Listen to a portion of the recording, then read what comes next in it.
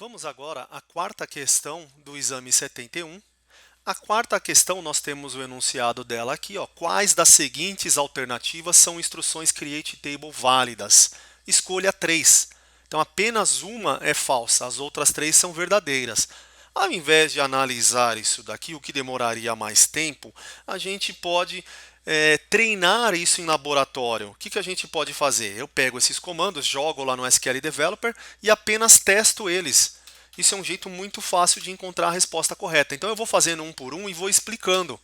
Então eu vou pegar aqui cada comando. Nada melhor do que aprender usando não apenas teoria e também a prática, né? Então aqui a gente vai praticar.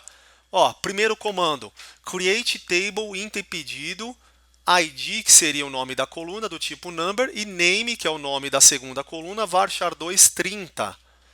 Vou executar isso daqui, vai funcionar. Por quê? Eu estou seguindo todas as regras básicas aqui para poder criar uma tabela, que foi ensinado isso, por exemplo, lá no curso Aprendendo SQL, que eu leciono. Então a gente tem aqui, ó, create table, nome da tabela, entre parênteses, as colunas e os tipos de dados que eu quero inserir. Então, primeiro é OK. Segunda opção, create table pedido. O que muda aqui? ID number, varchar2 30, não muda nada aqui. Só muda, na verdade, o nome da tabela. O nome da tabela está entre aspas duplas. Isso daqui também vai funcionar. Então, OK. Quando eu coloco entre aspas duplas, o que muda? O nome da tabela ele vira case sensitive. Então, se eu quiser referenciar depois essa tabela, eu tenho que especificar ela exatamente do modo que eu digitei ali. Ó.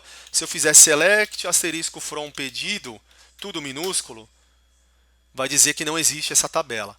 Se eu colocar maiúsculo aqui, ele ainda não vai entender. Eu teria que colocar de novo entre aspas duplas para o Oracle entender que existe essa tabela exatamente do modo que eu especifiquei lá na criação. Não é muito recomendado usar isso. Tá? Cria sem aspas duplas, que aí tanto faz você depois especificar nome em maiúsculo ou minúsculo, sem muitas dificuldades. Né? Então, apesar de ser possível você usar case e até mesmo incluir alguns caracteres especiais quando você coloca aspas duplas, não é recomendado. Mas é possível criar. Aqui no próximo item, o C, é aqui que vai dar erro. Então, eu vou tentar criar isso daqui. Vamos ver o que vai acontecer. Ó.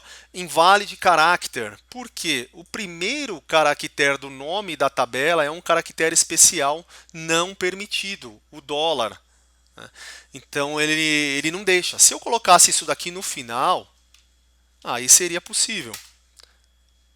Olha lá, foi. Mas como primeiro caractere, não funciona. Se eu colocar um número aqui, ó, também não funciona. Eu posso colocar um número, desde que não seja o primeiro caractere. Então, o primeiro caractere tem algumas regrinhas. Vamos colocar aqui, por exemplo, underline. Tá? Ó, não funciona. Tá?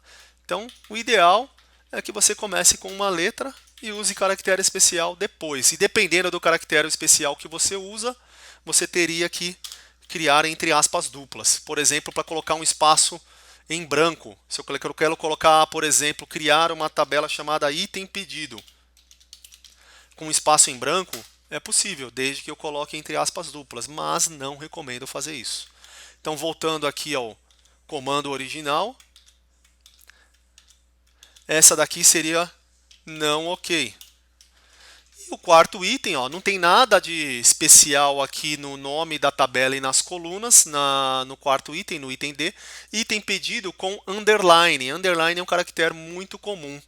Então, normalmente, quando a gente usa o nome composto, a gente especifica um underline para separar as palavras. E aí, create table item pedido foi criado.